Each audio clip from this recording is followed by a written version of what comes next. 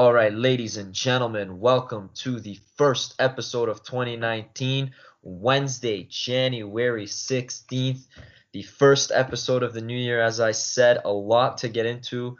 First things first, Mark is here again. It's the same crew. We got Damien and Yusuf as well. Happy New Year, folks. We're back in business.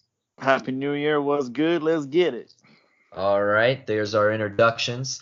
We are ready to get going here. It's been a crazy end of the year with the whole Jon Jones UFC 232, the whole you could say, I don't know, picogram card. I don't know what you want to call it, whatever nickname you use.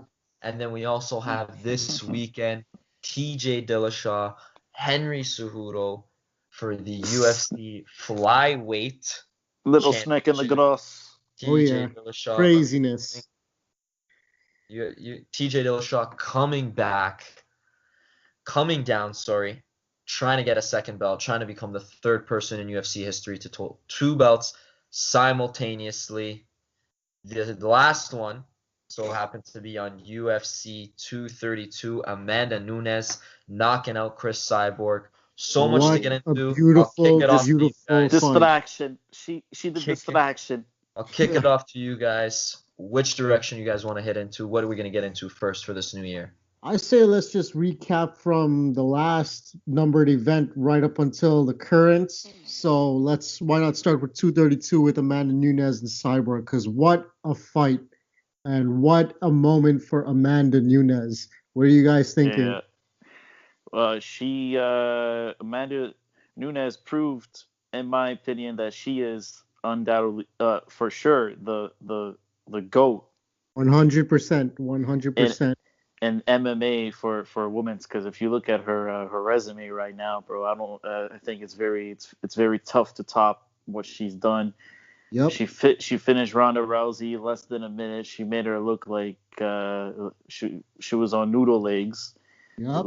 And then after you look at what she did to Cyborg, who is one of the scariest fighters to ever go in the octagon. Yeah. And then it's just like, yeah, in my opinion, she's... And even before... Yeah, sorry to cut you off, man. Go ahead. No worries. I just want to say that she's on top of the mountain right now. I think it'll be very hard for anybody to top what she's done in her career so far.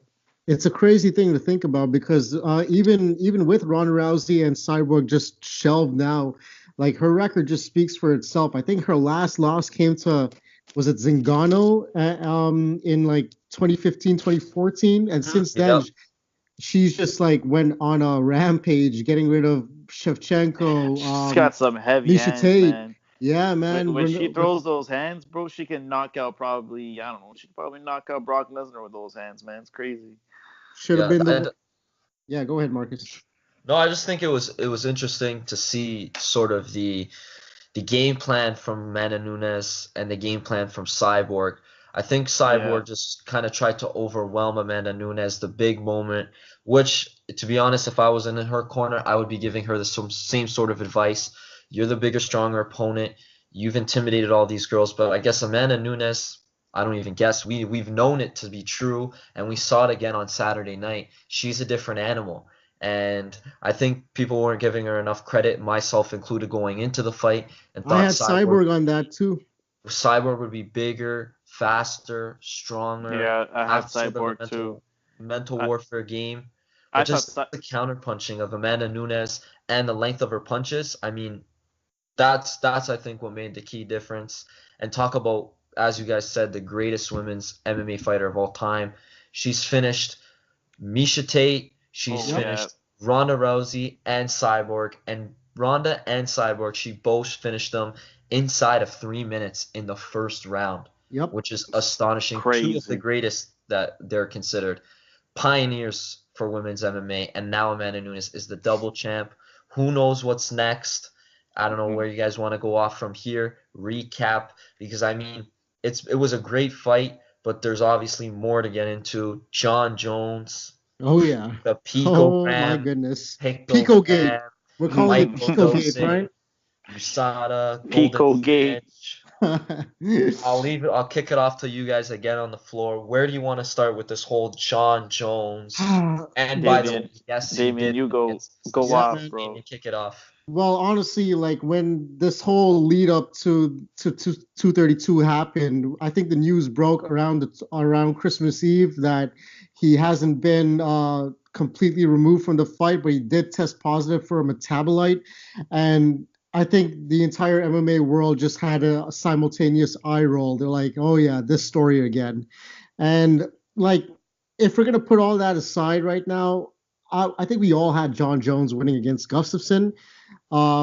Just not like speaking from a fight standpoint itself, that man is like the greatest of all time. Like he just dismantled Gustafsson in there, and he Yeah, just he proved that he does, like he is in the prime of his life, and we're seeing a very dangerous man inside that octagon who reclaimed his rightful throne, to be honest. But the whole story of the metabolite and USADA and CSAC, it was really exhausting, and yeah. I think we're ready to move past it. What do you think, Yusuf? I think this. I completely agree with you. Jon Jones, when he's healthy, I don't think there is a fighter on the planet that can top his greatness, in my opinion. But Hmm. the things that comes with Jon Jones is also the as you all know, the drama that comes with it. So when Yeah. he's in the octagon, that's when he does his. That's when we're like, oh my god, this guy, he's the goat. But when he leaves the octagon and outside of the octagon, you never know what he's gonna do because you see with his past history what he's done, like getting arrested. You know, we know that he does cocaine and all that stuff, and all the drugs. But I think if Jon Jones can stay focused on just you know being healthy and just being the goat of MMA, then it's obviously he'll have more fans. But Jon Jones says he's let us down a lot of times. What scares me, what really just like frightens me is that I don't trust the I man's. exactly, and like that was gonna lead segue right into my point where it's like they're saying that this metabolite that was found in his system, it really gives him no professional edge when he's in the octagon. But I mean, like the story was so convoluted, and I mean the side like we went to like Nowitzki to explain it, who is basically the UFC's frontman or fall guy to explain all this nonsense, Mm-hmm. in my opinion. But like does this give him like carte blanche to say like if he does fail a test from this point forward, can he just blame it on that same metabolite that was in his system apparently for 7 years prior to? Like this is actually like really frightening to say, like what if other fighters fail for the same thing, but they say that, oh, it was just a metabolite that was found in the system, it gives him no performance enhancing edge. Like where do we draw the line between saying, all right, it's still found, you can't fight, or look, it has no additional effect and you can fight? It's kind of frightening. What do you think, Marcus? Yeah, Mm-hmm. there's a couple of things. First thing is like just to set the narrative of Jon Jones, because I think it's important when it comes to our conversation too, and my thought process on your question there is the first positive test that Jon Jones had was back before UFC 200. Now they Mm-hmm. used it, if people who've been following the sport and people who haven't, they used the excuse of dick pills.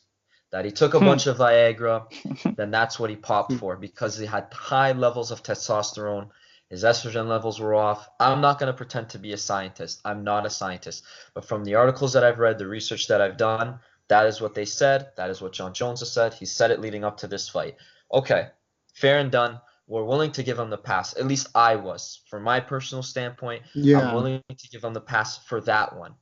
Now we Mm-hmm. go about a year and a half later, 2 years probably to be exact, and Jon Jones, about a year and a half ago, tested positive following his win against DC, the second win, the big comeback, the Brock Lesnar comeback, all that.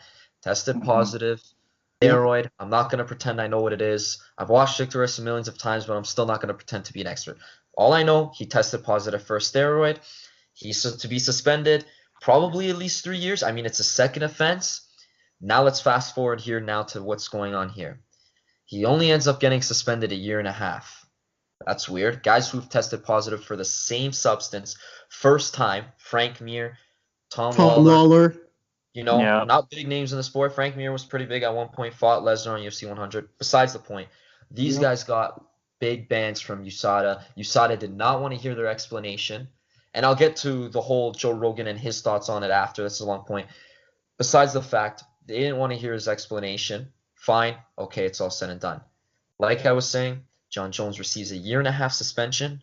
Substantial, he's going to help them with substantial evidence, or he's going to be some sort of informant, whatever that means. That's like even another, there's so many layers to this story.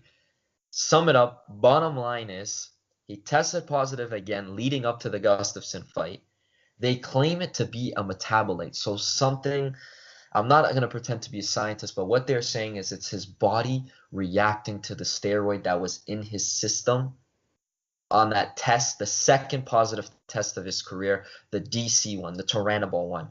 So there's still some sort of metabolite left. There's still some sort of picogram they used. Pico-gate.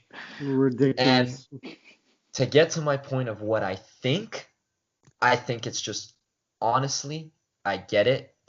The argument can be made, Jon Jones doesn't need performance enhancers. But the fact of the matter is, UFC has USADA. They hired USADA to clean up the sport. If you're going to hire USADA to clean up the sport, then we got to look at it objectively. And to be honest with you, fool me once, okay, I gave him the excuse, but we're talking 3 positive tests here. And whether they say this last one's positive or not, it doesn't matter to me. Jon Jones cannot be considered, and I don't know why we are just neglecting the fact he cannot be considered the greatest fighter of all time. Whether you guys disagree or not, I'm curious to get your take. Well, I mean, take, that's it. A couple episodes ago, I think we actually discussed this, and I mean, I said that like there's always going to be that asterisk next to his name, and I like me and Yusuf just said before you chimed in there, Marcus, it just shows you that when he's in that cage, we all know what his greatness is like. We've all seen it since the beginning of his career, but he's already been written off in my mind because like this just cannot go for me. Like I can't see this happening with Jon Jones any longer. Like I get that it's coming from the UFC having a lack of stars and they're just like firing at fish in a barrel right now and trying to like use their old stars to try to push some cash into their system and trying to like reignite their superstars, but use the money and use your resources that you have as big of an organization that you are right now and push it into the new blood that's coming into the organization.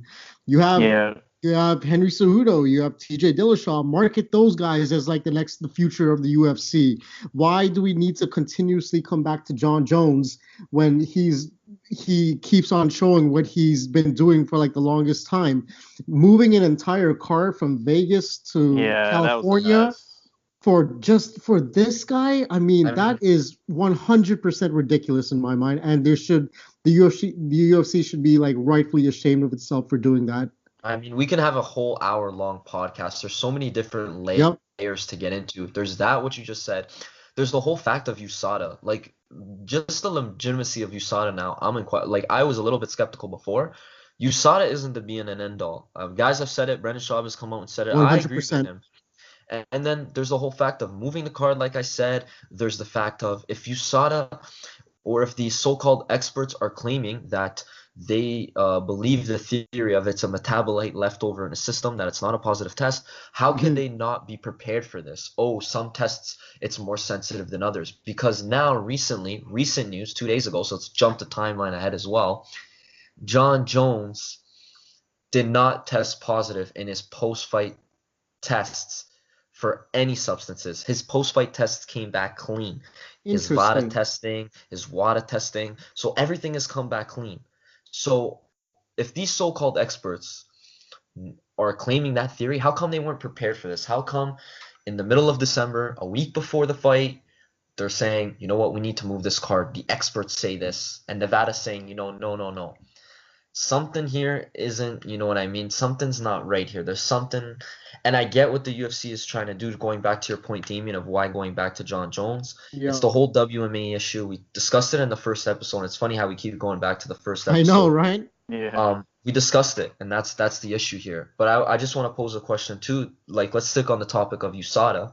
Who knew that USADA would be the fighter that is gonna kick off UFC 219? I said in my in our year-end show that Israel Adesanya would be the fighter to watch, but I think USADA is now the fighter to watch, even though they just signed an extension. I guess I pose a question to Yusuf first, just to get you on in Yeah, on man. this. Yeah, what's up? Yusuf, do you think that the UFC, and I guess it's kind of an obvious question, but how effective do you think USADA is at cleaning up the sport? Do you think the UFC should get rid of it? What's your sort of take on the whole USADA thing? You the way I look at it is, I think it's always gonna be, because especially who's the who's the main guy that works for the UFC now? He was Jeff with Nowitzki. Nowitzki. Yeah, Novinsky. I think since he's an employer, he's an employee of the UFC, so the Mhm. UFC pays him. They put the money in his pocket. I think because of that connection, there's always gonna be something like you don't really trust it. So I don't really trust USADA because they have such a close connection with the UFC, and like especially like you saw what they do with Jon Jones. I think in my opinion, they just want to save his image. Like they just want to, they want to see they're so like desperate for star like for a like probably the biggest star to ever be in the UFC. They want to bring him back. Doesn't matter what he's done in his past life or in his past. I think they're just trying to save. I've always said that they're just trying like to save his career. So it's to me, I don't, as I said, I don't trust Jon Jones and I don't trust USADA. So I don't know what you guys think. It's crazy. Yeah, I mean, like I completely agree with you, Yusuf, because like you would think that these universal anti-drug agencies would be Yeah, the be all end all for cheating in the sport or not cheating in the sport. But whenever a story gets pushed out or whenever news breaks about this stuff and the inevitable connection to USADA is always there. I mean, like I was I think when did USADA join with the UFC? I think it was like 4 years ago. No, Yeah, when they made that about partner. four or Yeah, five years, just yeah, before they sold the company. right. So like when that came out, I'm like, oh, this is interesting, and this might actually be like really good for the sport, and it might just change mixed martial arts and combat sports in general going forward.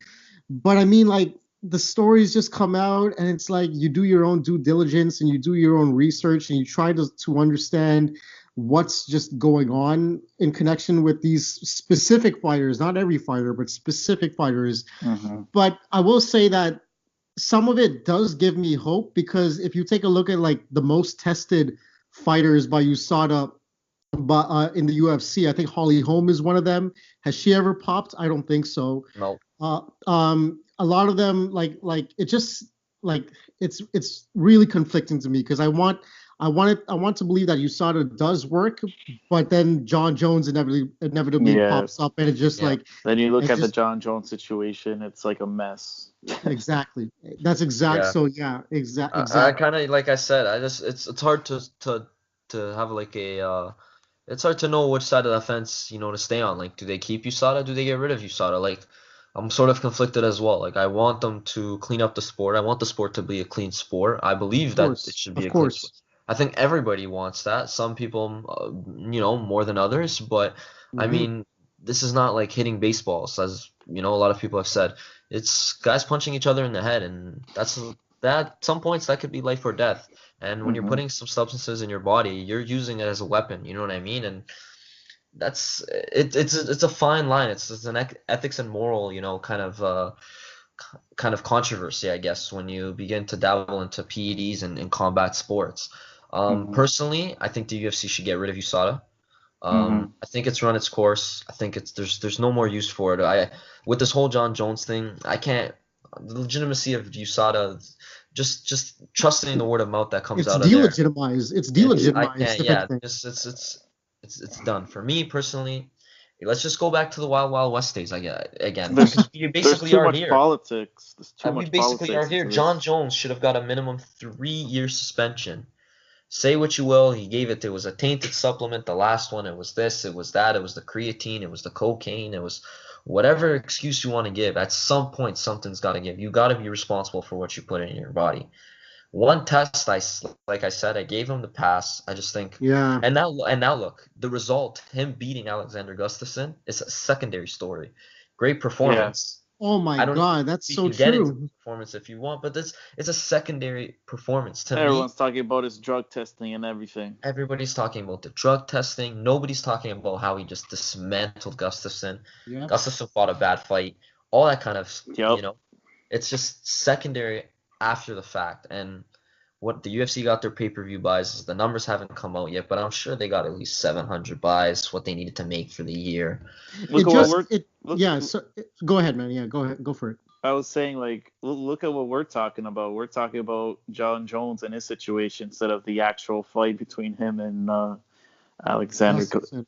Gustafsson. It kind of reminds me, if you guys were actually watching the Embedded series, where it's like when Dana White had to actually break the news to Gustafsson. This just makes me it's such a revolting thing to see, honestly, when Dana White is sitting at a table with Nowitzki trying to explain this story to Gustafsson, and he's like he's turning red, he's getting all belligerent, he's like saying, if I gotta move this effing fight, but I think all of this has to go back to you. So I got to get a fight, but this only goes back to you. It's kind of like, in a way, he's like blackmailing Gustafsson in a way to still take the fight. And he's lucky that Gustafsson is like such a humble, modest, quiet dude who just wants to fight. But at the same time, it's like you're going to all this length just to protect Jon Jones? Really? Like, it doesn't seem right. There's different layers. Like I said, there's so many different layers. I mean, Gustafsson hadn't fought in the same amount of times as Jones and without a suspension, and he just I guess was dealing with some injuries and didn't want to fight and was looking for the right fight. He found one, and I guess he just wanted to get paid because they gave him the option of waiting it out till March. Apparently, they could have waited till March and made the fight in March. Yeah. But he decided to, and I don't blame him, to get the paycheck, even though he believed Jon Jones is a cheater, and he can say everything after the fact and be humble and not want to make an excuse. And there is no excuse. Jon Jones was the better fighter that night. I'm not taking anything away from Jon Jones, but I just don't understand how you can put him in the conversation for greatest mixed martial artist of all time, greatest athlete ever compete in the octagon. When you have this sort of, I mean, not to call out other analysts or other people, but it's like, if I'm going to give my opinion, like Joe Rogan, what happened? Like, I don't understand. Even today on, he did an MMA podcast with Brendan Schaub. It's like, really? I had to turn it off at some points. I just that's funny that that's funny that you bring that up, Marcus, because when I was watching when the news broke, and I watched I watched the JRE when he had Nowitzki on. My respect for Schaub went way up because he just told it as is. He's not affiliated with the UFC anymore. He just laid it all on the line. And Joe Rogan is. Yeah, I expected that response from Rogan because he does work for the UFC at the end of the day. So you gotta remember, he's the voice of the UFC in a way. So like his job is to really, like, he's also responsible for growing the sport of MMA because he's been the voice of the UFC. So I kind of get it from his point, but at the same time, we want the truth. Yep, but exactly. I could be expecting too much. Yeah, so he's just trying to make the sport, and UFC's eyes, they believe clearly that the sport of MMA is better with Jon Jones in it. So they're gonna do whatever they can to bring him back. That's what I think. It's a shame, really, because why not take the risk and invest in your other fighters? Like, there's talent everywhere, and they can, like, look at Amanda Nunes. Like look at what she has right now. And there was somebody she should be a bigger she should be 100%. Like a bigger spotlight. For what she's done, she should be on a bigger spotlight. First women's double champ, first openly gay champ. Like, oh my goodness, have this gold mine of a marketing this athlete here, and you still want to invest in Jon Jones? Like, I think, go ahead, man. I know. I was starting to interject, but I just think it just all comes down to the whole WME trying to get a return on their investment, and then there's rumblings that they want to sell the company now as well. But I just think that's what it comes down to. Not to be that kind of guy where it's like just Yeah. simple, follow the money. I mean, You have to think that's of what it it from comes that down to. business point of I just think perspective. it comes down to WME, and and I'll jump off and steal off points off guys like Brendan Schaub. It's like the UFC did not have a good 2018, no matter what they tell you. We went over the numbers in the first podcast again. We went over it without Khabib and Conor, probably one of the worst years in recent times for the UFC, Oh my considering the goodness. Yeah. popularity of the sport, which is pretty bad. And that's the problem with Conor McGregor, not to sound like a broken record. And now that's going to be the problem with the UFC and their marketing strategy and their matchmaking strategy with Jon Jones. Yeah, I mean, especially if you think about what happened with the McGregor and Khabib, like after the fight, and then you think of what happened with Jon Jones and USADA and everything. Yeah, I agree with that. Not a good year for the it's not been a good UFC. year, but we are in a new year, and we Yeah. have the first big card of the year, Good ESPN things Plus, ahead. but it's going to be Let's get into it. going to be on TSN 5, I believe, this Saturday. Prelims start at 8, main card starts at 10, so worry not about getting your subscription to ESPN Plus or even illegal streams. You can go to your local bar, they'll have TSN 5, your local Rogers, if you have the sports package or whatever, find TSN 5, or if you want, stream it online. Henry Cejudo, Reddit. We got TJ plugs for all of Dillashaw. you. Henry Cejudo, TJ Dillashaw for the flyweight, the fight to save the flyweight division. Ariel Helwani coined it. I'm gonna steal it. It's a great point. It is. Let's get right into it. Who's gonna win? What sort of storylines are you interested in? I'll kick it off to you guys. What sort of things are you looking forward to in this fight? What you think, Damien? Let me hear your prediction. So you guys know that I'm a huge advocate since episode 1 of the flyweights. So I've never been a fan of the guy really. Demetrius is my guy, but my money is on Cejudo. I think, but I'm not saying that with the most confidence, if I can be completely honest, because like him or hate him, Dillashaw is an animal when he gets into his zone. But I think the main thing going against TJ is that, yeah, he's feeling good with his weight cut and everything. But once he gets into that octagon, whatever he weighs in fight, when he rehydrates or whatever, I think that he's still going to feel pretty depleted when he gets in there. And if Cejudo has done, like, if you look at the last Demetrius fight, he did a great job of like closing in the distance and catching Demetrius.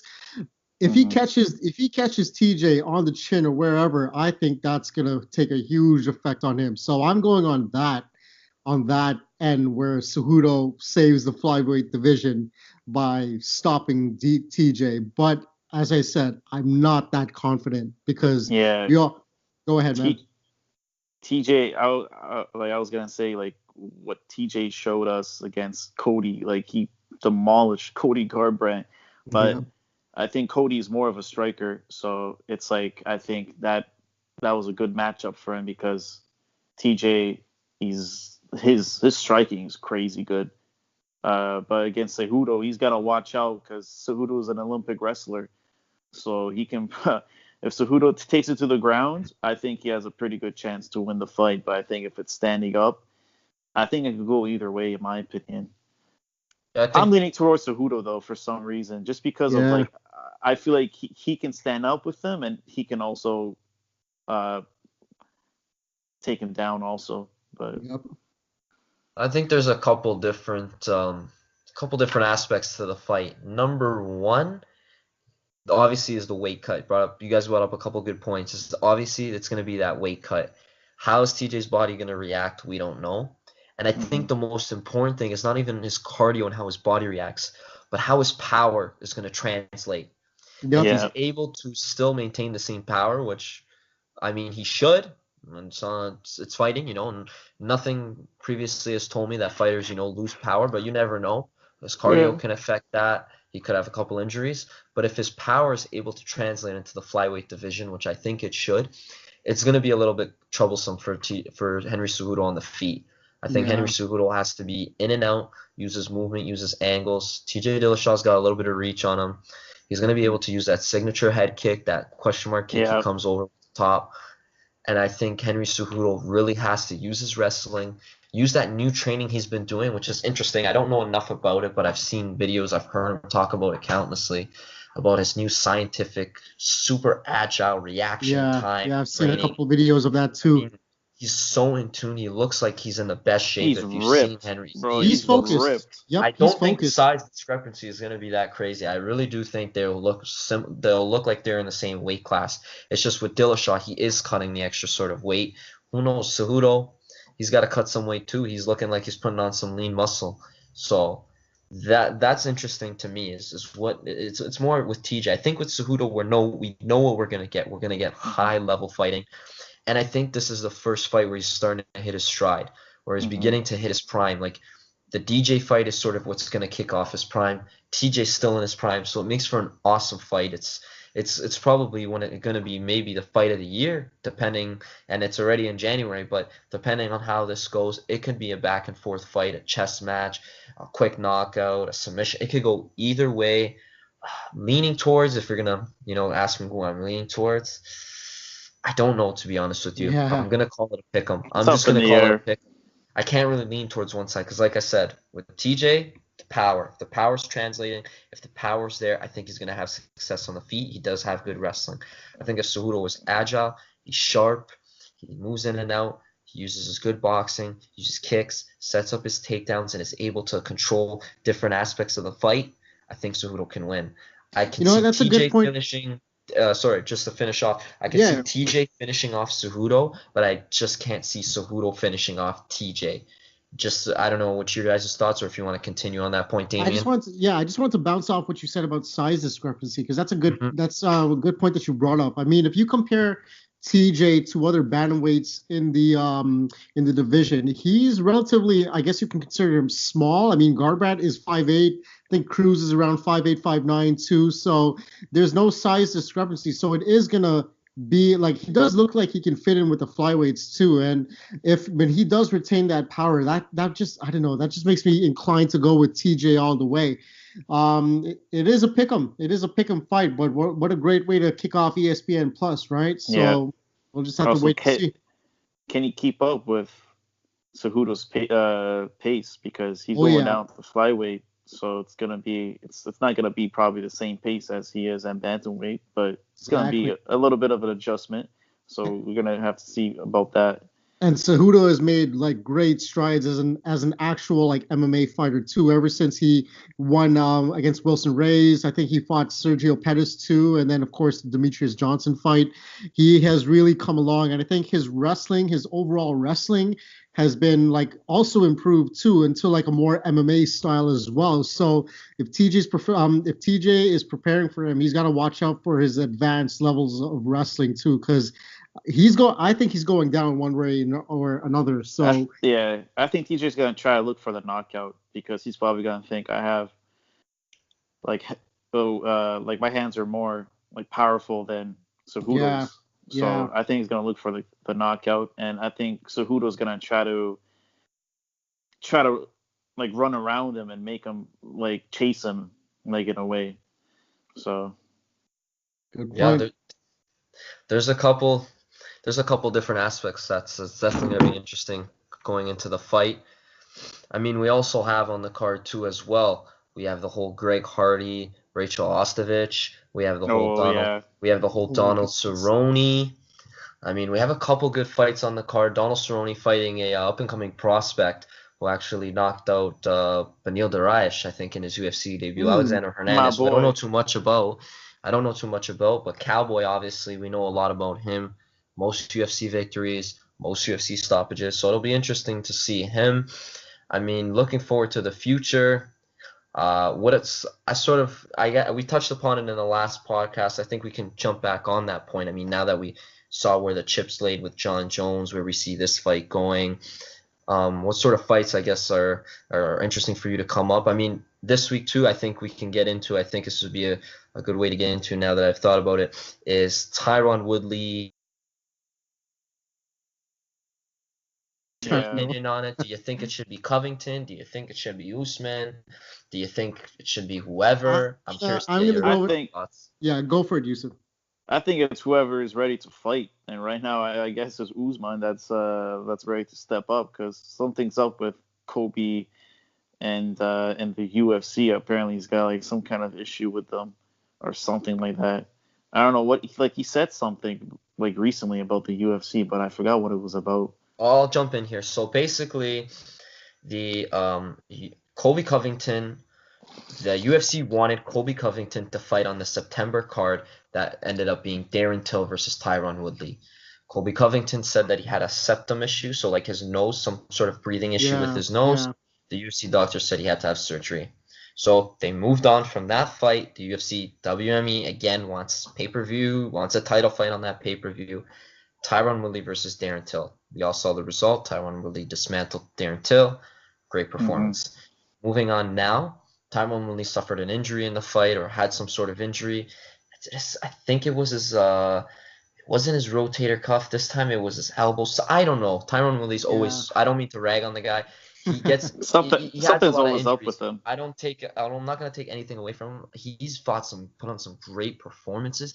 But yes, he does have a little bit of injuries, which is fine. It just keeps him out for a little bit longer than the regular fighter. But I don't think there should be interim titles. Besides the point, Kamaru Usman fights Dos Anjos, and I believe it was December. I don't know if it was a tough finale or if it was a fight night, but it was It around the was a same tough time. finale. December, Yeah, November, we yeah. kind of touched upon it too a little bit on the podcast. Usman destroys Dos Anjos, was willing to step up and fight in January, I believe, as well. Dana White loved it, loved his performance. The UFC decided, okay, Colby Covington, you weren't ready last time, you lost your chance. Yeah. We're going with Next Kamaru man Usman up. versus Tyron Woodley. So now that the stage has been set, my thoughts on it quickly. Me personally, we all want to see the Colby Covington Tyron Woodley rivalry fizzle its way out. Again, some background quickly, really quick, is they were training partners. Woodley claims he ragged him along with the gym. He used him as a mop on the mat. He out wrestled him. Covington whined out. Covington, as outspoken as he is, of course, claims that's false, that he made Tyron, his you know what, this and that. So they got a whole spew going back and forth that dates back to American Top Team, their training camps. I wanted to see that fight more so than the Usman fight, but the Usman fight is very intriguing for the hardcore fans who know Usman, who know Tyron Woodley. I'm curious to get your thoughts on it, though, guys. Yeah, I mean, like honestly, like I'm gonna go with the majority of what the MMA world was thinking about the state of the welterweight division. I mean, like in terms of just like sheer meritocracy, it should have been Colby stepping up to facing Tyron for the next bout. But I mean, like with all the drama and all the politics behind the scenes, I can see why Usman is the next in line, and I can't help but shake the feeling that Colby actually got, is it fair to say that he got robbed or looked over in a way? Because like I felt for the guy in a way. I mean, he came on Ariel's podcast and then he said all that stuff about Dana he's a liar, he has no morals, which a lot of us know is to be true somewhat. But again, like the way I don't feel sorry for him or I don't empathize with him is that this is coming from the same guy who just literally called Brazil a dump and all you guys are Yep. animals, and he wants to put it in politics, and we all know the social climate of the United States at the moment. He wants to intermix that into becoming the heel of the welterweight division. I mean, like it's Yeah. hard to feel sorry for this guy, but I mean, in terms of like just meritocracy, I think he should have been the next fight for Tyron. But hey, I mean, Tyron just came out the other day and he said that he wants to make 2019 his year. So if he gets past Usman, the big money fight will be in Colby next, and the sky's the limit basically for Tyron. So it's interesting. Yeah, I agree. But as I said before, I think it's whoever is ready to step in and ready to fight. Yeah, That's yeah, you're that's right.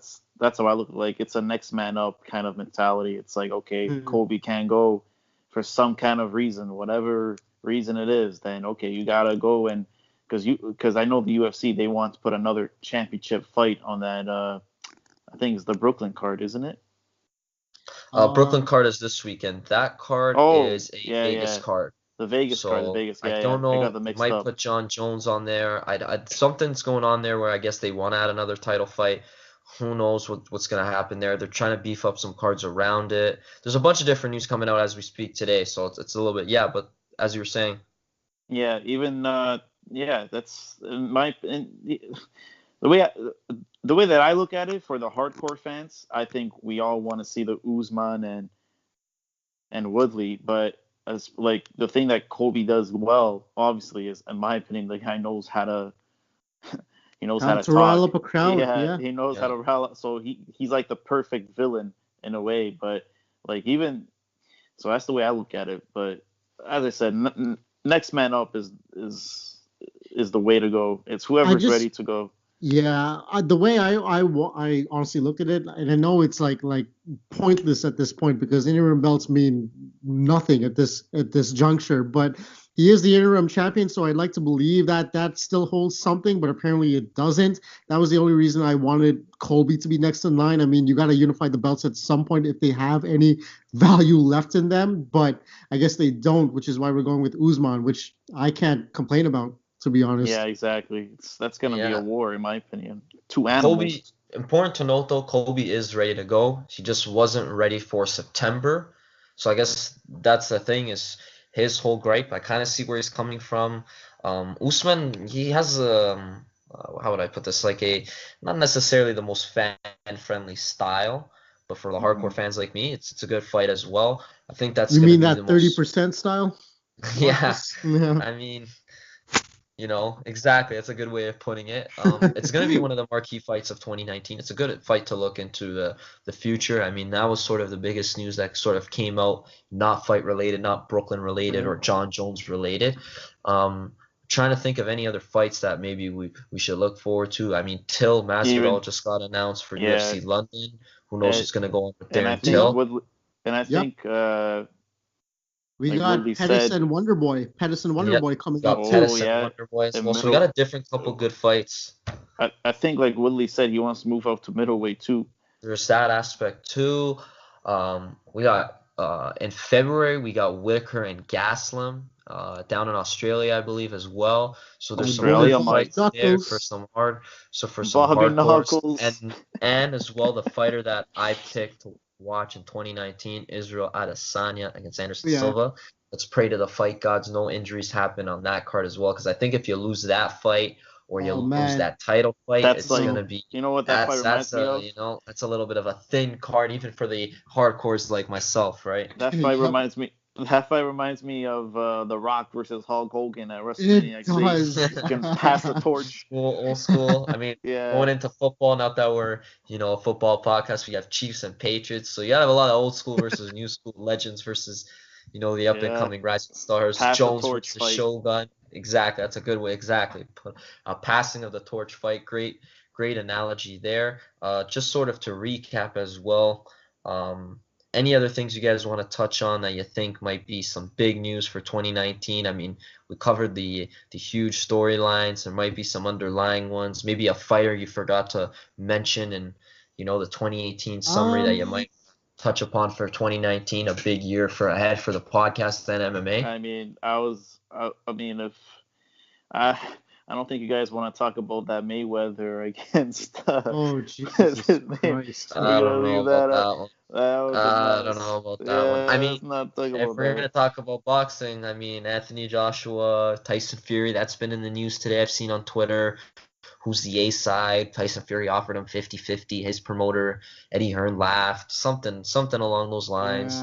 You have Canelo and Triple G3 for Cinco de Mayo, May 4th, for the Cinco de Mayo weekend in Vegas. Apparently, that's on the horizon. Oscar's trying to make it happen. We'll see what happens there. That will be a good fight for boxing. You got Pacquiao and Broner this weekend. Fight that I might just see who wins. I'm not really interested in watching the fight. Yeah, I don't think I'm interested in that either. But not necessarily. Crawford Khan, Amir Khan, that's Crawford a good Khan fight. was also there. Yep, that's gonna be good. I think there's some big marquee fights, not necessarily for the casual fans, but for the hardcore fans. 100%.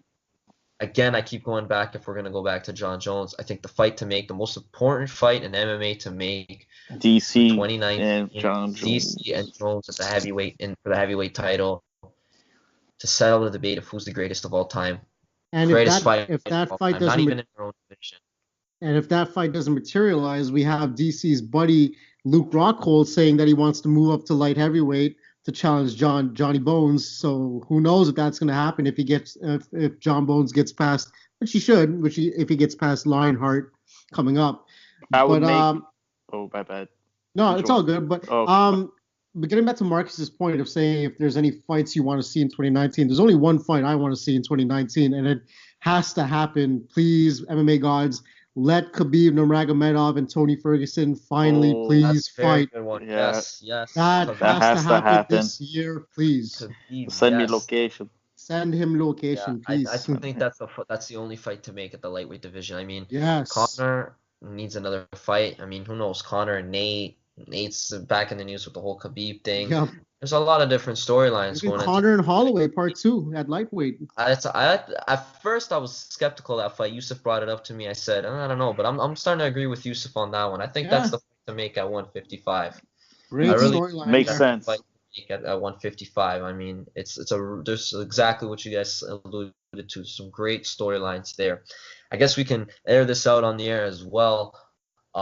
We got some new applications that we're using to get the podcast going a little bit more easier, more convenient. Can the Fightonomics fans look forward to maybe a brief, could be a 15-20 minute post-fight of Cejudo, Dillashaw, even maybe Manny and Broner will slide in there. What's going on for this weekend? What sort of content can the fans be looking forward to for the Fightonomics podcast in 2019? So we got some, I mean, like we'd love to do a quick post-fight scrum of sorts for you guys. We got a lot of ideas cooking up right now, so we'll just have to see how it plays out going forward. But we're excited, so in turn that means you guys should be excited as well. Yep. It's gonna be a big year. 2019 is gonna be a big year. Hell yeah. Usual. Follow us on Instagram, Fightonomics, Twitter, Get that plug in. YouTube, subscribe to follow Fightonomics. We are on iTunes. We are on Spotify. We're on all Tell the your friends, applications. everyone. Give us a follow. 3 guys living in the GTA, the Greater Toronto Area up in Canada, passionate about MMA. The first episode of 2019 in the books, and we'll look forward to seeing you hopefully very soon for maybe the post-fight breakdown or post-fight analysis of Cejudo and Dillashaw. But until then, we'll see you next time, guys. Yes, sir. Peace. Take care.